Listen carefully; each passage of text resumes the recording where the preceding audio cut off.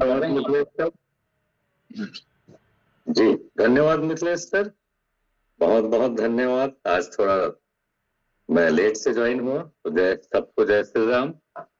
और रोज की तरह आप अपना योगा करवाते हैं। हमारे जिंदगी के लिए कीमती जो एक्सरसाइज है, हमारे स्वास्थ्य के लिए जो सबसे जरूरी चीज है, वो पहली सीढ़ी जो आप करवाते हैं और बहुत ही सही विधि से करवाते हैं, और उसके लिए जितनी तारीफ की जाए कम है। और मेन जो आपकी जो खासियत है, न केवल इस क्लास में बल्कि आप अपनी निजी जिंदगी में भी या अपने सामाजिक जीवन में भी हर चीज निस्वार्थ भाव से करते हैं। और मैंने ये देखा है कि जैसा आप मैंने बताते हैं क्लास में, वैसा ही आप अपने माने जीवन में उतारते भी हैं। मैंने आपके कथनी में और आपके करनी में कोई अंतर नहीं है। बहुत बहुत साधुवाद आपको, और हमारी खुशकिस्मती कि आप रोज हमारे साथ जुड़ते हैं। तो आज मेरा टॉपिक है, और आज की टॉपिक जो सबसे बड़ी समस्या है, या किसी न हर किसी को इस समस्या से जूझना पड़ता है, और बहुत ही कॉमन समस्या है। इसको हम लोग इतनी आसानी से लेते हैं हमारे स्वास्थ्य के लिए, लेकिन है ये तकलीफदायक, बहुत ही तकलीफदायक समस्या है। और उसको हम लोग उतने माने सीरियसली नहीं लेते हैं, लेकिन ये हर बीमारियों का जड़ है। जैसे मिथिलेश सर भी हमेशा कहते हैं, पेट सही तो दिमाग सही, और पेट खराब तो दिमाग खराब। तो जो सबसे बड़ी समस्या है आज के युग में, 100% अगर बात करूं, तो कभी न कभी किसी न किसी को पेट की समस्या रही है। और पेट की समस्या मुख्यतः 4 प्रकार की होती है: गैस, एसिडिटी, अफारा और सीने में जलन, इस टाइप की। और इस चारों समस्याओं से कभी ना कभी हम सब लोग माने पीड़ित रहे हैं। तो आज मैं बात करूंगा माने गैस के बारे में, और गैस के बारे में निपटने के लिए मैं कुछ विधि बताऊंगा, माने घरेलू उपाय बताऊंगा। और साथ ही साथ जो मिथिलेश सर एक योगा बताते हैं, वो भी स्पेशल माने हमारे जो पेट में बनी हुई गैस के लिए रहता है। तो आज उसी के बारे में चर्चा करेंगे कि गैस होता क्या है, गैस बनता क्यों है, इससे निपटा कैसे जाए, या कुछ घरेलू उपाय बताऊंगा, कुछ माने घरेलू एक्सरसाइज भी बताऊंगा। तो असल में हमें गैस बनता क्यों है, इस बारे में मैंने जानना जरूरी होगा। अगर इस बारे में जान पाए हम लोग, तो इसका इलाज आसानी से कर सकते हैं। और हमेशा से मेरा प्रयास रहता है या प्रयत्न रहता है कि सब लोगों को अपनी बीमारी के बारे में जानकारी होना चाहिए। सिर्फ हम लोग दवाई तक ही सीमित रहते हैं, दवाई के बारे में ही जान पाते हैं, वो भी टाइमिंग के बारे में कि कौन सा दवाई कितना टाइम खाना है, सुबह कौन सा खाना है, शाम का कौन सा खाना है। ना हम हमारी बीमारी के बारे में जानना चाहते हैं, ना हम उसके लक्षण के बारे में जानना चाहते हैं, और ना ही उस दवाई के बारे में जानना चाहते हैं जो हमको दिया गया है, ये दवाई हमको दिया क्यों गया है। और इसके कारण हमारे तबीयत में विपरीत असर पड़ता है, क्योंकि दवाइयां भी हमारे पेट के लिए हानिकारक है। तो सबसे पहले समझते हैं कि गैस बनता क्यों है। अगर ये समझ आ जाएगा तो आपको अपने इलाज में आसानी होगी, और जो भी मैं जो आज विधि बताने वाला हूँ उसको आप समझ पाओगे और अपने जीवन में उपयोग कर पाओगे। तो सबसे पहले तो समझते हैं कि गैस बनता है हमारे पेट में, और ये इसके बनने का जो सबसे मुख्य कारण है, हमारा खान पान की अनियमितता है। ज्यादा तला भुना चीज, या ज्यादा स्पाइसी चीज, या जरूरत से ज्यादा माने खाने की जो आदत है, वो भी हमारे शरीर में एसिड माने बनाता है। तो ये एसिड बनता क्यों है आखिर, ये भी आपके मन में सवाल उठना चाहिए कि एसिड बनता ही काहे को है, खाने से इसका क्या संबंध है। तो एसिड हमारे शरीर में बनने की जो प्रक्रिया है वो नेचुरल है। माने हमारे खाने को पचाने के लिए हमारा शरीर एसिड बनाता है, जिसको हम लोग विज्ञान की भाषा में हाइड्रोक्लोरिक एसिड कहते हैं। वही हाइड्रोक्लोरिक एसिड जो आपके बैटरी के एसिड के रूप में उपयोग होता है, उतना ही पावरफुल होता है। तो उस स्तर का माने एसिड बनाता है। तो दूसरा सवाल ये माने पैदा होता है कि अगर हमारा शरीर एसिड बनाता है तो ये बीमारी कैसे बन जाता है, कैसे एसिडिटी या गैस हमारे शरीर के लिए बीमारी बन जाता है। जब शरीर खुद ही खाना पचाने के लिए एसिड बना रहा है तो एसिडिटी बनता क्यों है? तो इसके पीछे का हमारा वही गलत खान पान की आदत। अगर हम लोग ज्यादा स्पाइसी खाएं, ज्यादा तला भुना हुआ चीज खाएं या ज्यादा नमक वाला चीज खाएं या जरूरत से ज्यादा अगर खाएं तो हमारा शरीर ज्यादा एसिड बनाने लगता है। और वही ज्यादा एसिड जिसको हम लोग एसिडिटी के नाम से जानते हैं, और उसका लक्षण बहुत सामान्य है कि हमारे सीने में जलन होता है या उल्टी टाइप का लगता है या ज्यादा गंभीर परिस्थिति में माने पेट दर्द जैसे लगता है। और बहुत सारे और लक्षण है, पेट भारी लगता है, पेट फूला हुआ लगता है। ये सब चीज एसिड बनने के कारण ही होता है। और एसिड बनने के कारण एक मुख्य जो और रोग होता है वो है गैस। और इसी गैस के बारे में मैं आज बात करूंगा, क्योंकि गैस आम समस्या है और बहुत तकलीफदायक समस्या है। आप कल्पना कीजिए कि आप कोई इम्पोर्टेंट मीटिंग में हैं या आप स्टूडेंट हैं और माने पढ़ने वाले स्टूडेंट हैं, क्लास आपकी चल रही है और आपके पेट में अगर गैस बन जाए तो कितनी तकलीफदायक स्थिति हो सकती है, ये आप समझ सकते हैं। तो इस तकलीफ से बचाने के लिए कुछ घरेलू उपाय और कुछ एक्सरसाइज आज मैं बताऊंगा, जिससे परमानेंट इलाज आपका गैस से हो सकता है। और मैं परमानेंट शब्द उपयोग कर रहा हूं, जबकि जब भी गैस या एसिडिटी बनती है हम सब लोगों में एक कॉमन आदत है कि हम लोग एंटासिड ले लेते हैं, जैसे एसिलाक है या बहुत सारे और दवाई आते हैं, डाइजिन के फॉर्म में आते हैं, सिरप के फॉर्म में आते हैं। जैसे ही गैस बनता है हम लोग डाइजिन या एंटासिड ले लेते हैं। पेंटोसिड डी और पेंटॉप डी ऐसा टाइप का नाम आता है, आप लोग याद रखिए, गैस की दवाई है। और जैसे ही गैस बनता है हम लोग ले लेते हैं। ये फौरी तौर पर तो राहत दे देता है लेकिन जड़ से खत्म नहीं करता। और फौरी तौर पर राहत देगा वो भी अपनी कीमत लेके। अगर लगातार अगर गैस की दवाई आप खा रहे हैं तो सावधान हो जाइए। मैंने पहले भी बता रखा है कि ये पित्त की पथरी का सबसे बड़ा कारण, जो आजकल पित्त की पथरी हो रही है उसकी सबसे बड़ा कारण एंटासिड की दवाई है। पेंटोसेट या डाइजिन की गोली अगर आप खाते हैं तो पित्त की पथरी आपको होना तय है। तो ये फौरी राहत तो देते हैं, लेकिन मैं जो आज बात कर रहा हूं परमानेंट सोल्यूशन की बात कर रहा हूं। कुछ ऐसा ब्रीथिंग टेक्निक बताऊंगा जिससे आपकी गैस की समस्या जड़ से खत्म हो सकती है। और ये कोई नया टेक्निक नहीं है, हमको जानकारी नहीं है।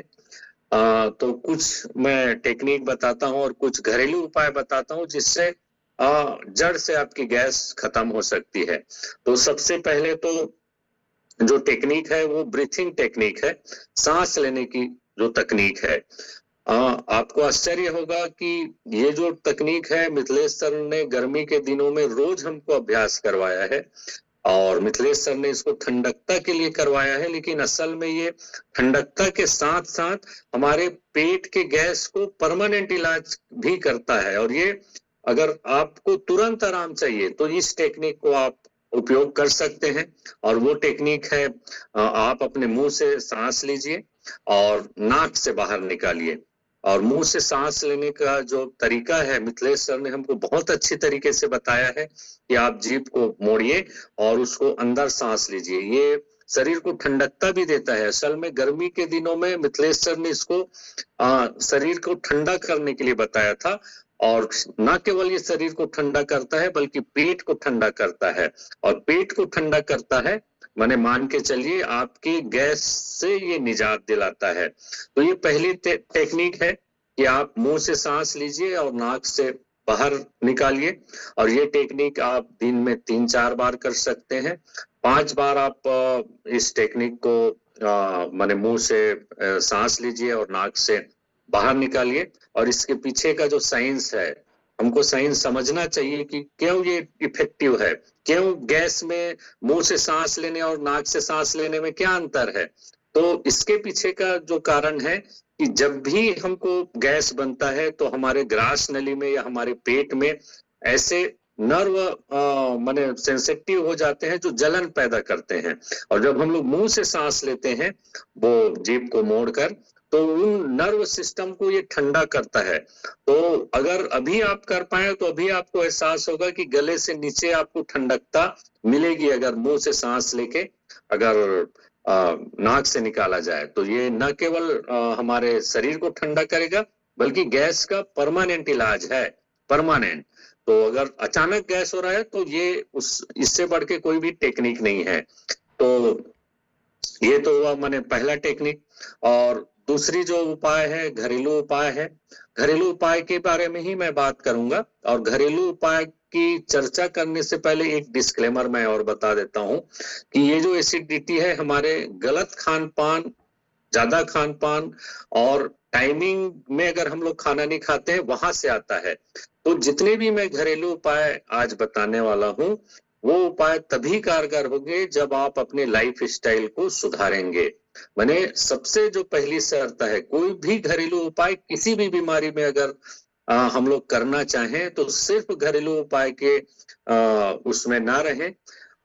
सबसे पहले माने कहा जाता है कि आप अपने लाइफ स्टाइल को सुधारिए। तो मैं गैस के घरेलू उपाय बहुत सारे बताने वाला हूं, लेकिन सबसे पहले मैं बताऊंगा कि आप अपने लाइफ स्टाइल को सुधारिए। ज्यादा तला भुना चीज ना खाएं या टाइम में खाएं, ज्यादा देर तक भूखा ना रहें।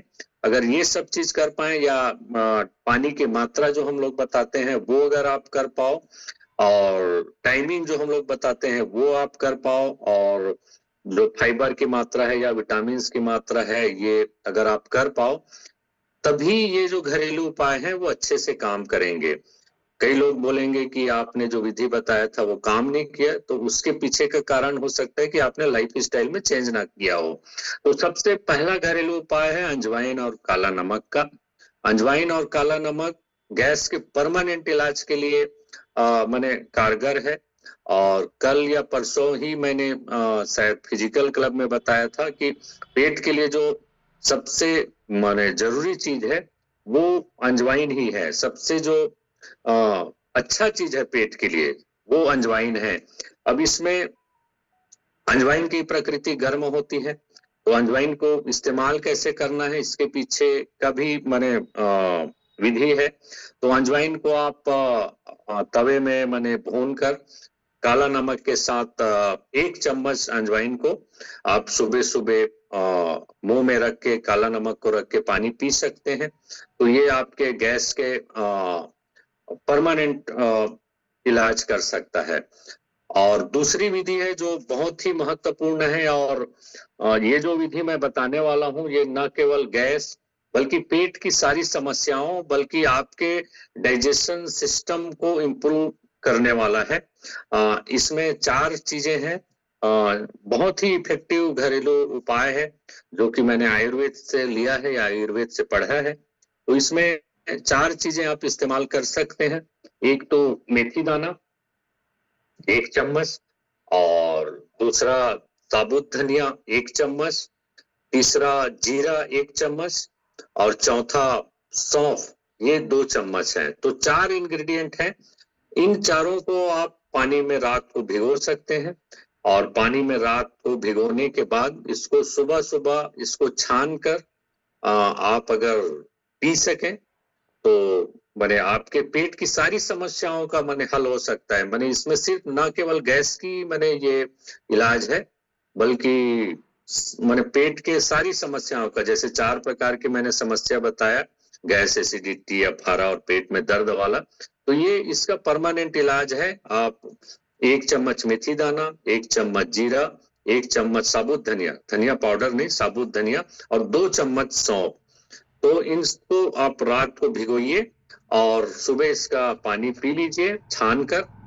अब ये जो छाना हुआ जो आपका जो अवशेष बचा है उसको आप फिर से भिगोइए सुबह, और इसको शाम को आपको पीना है।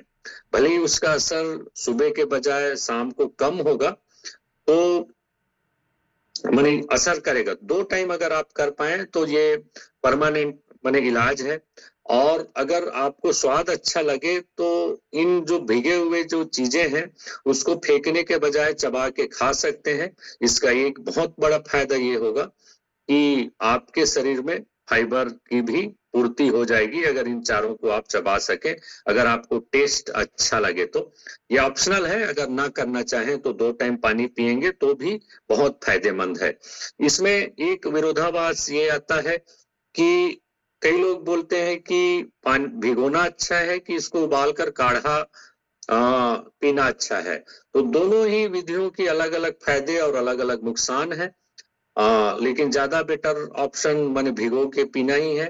जैसे भिगो के पीने से ये एक फायदा होता है कि मेथी में जो डाइटरी फाइबर है उबालने से वो खत्म हो जाता है। तो उबालने से अच्छा अगर आप भिगो सकें तो माने ज्यादा फायदेमंद है। लेकिन अगर काढ़ा बनाना चाहें तो उसका एक और फायदा है, भिगोने से जो फायदा नहीं मिल पाता वो ये है कि इसमें जो एसेंशियल जो तेल है या एसेंशियल ऑयल है जो हमारे पेट के लिए माने जरूरी है, वो माने उबालने से माने ज्यादा मिलता है।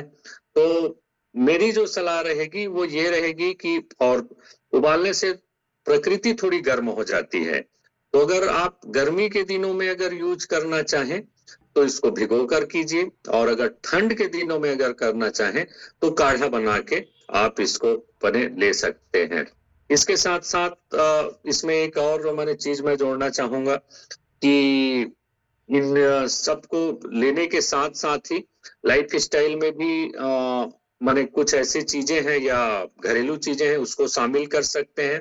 अगर ये विधि ना अपनाना चाहें तो अलग अलग भी इन चीजों का इस्तेमाल किया जा सकता है। जीरा को अलग से भिगो के पिया जा सकता है, मेथी को अलग से पिया जा सकता है। एक और चीज है जो बहुत ही महत्वपूर्ण है हमारे डाइजेशन सिस्टम के लिए, वो है अदरक।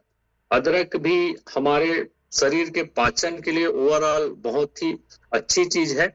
और अदरक को पीने का तरीका वही है कि आप 10 ग्राम अदरक का टुकड़ा लीजिए, उसको पानी में उबालिए और उसको 1 कप पानी में पी लीजिए। और दूसरा विधि है जो बहुत ही इंपॉर्टेंट है, इसको भी आप कर सकते हैं और खासकर बच्चों में ये इफेक्टिव है कि आप अदरक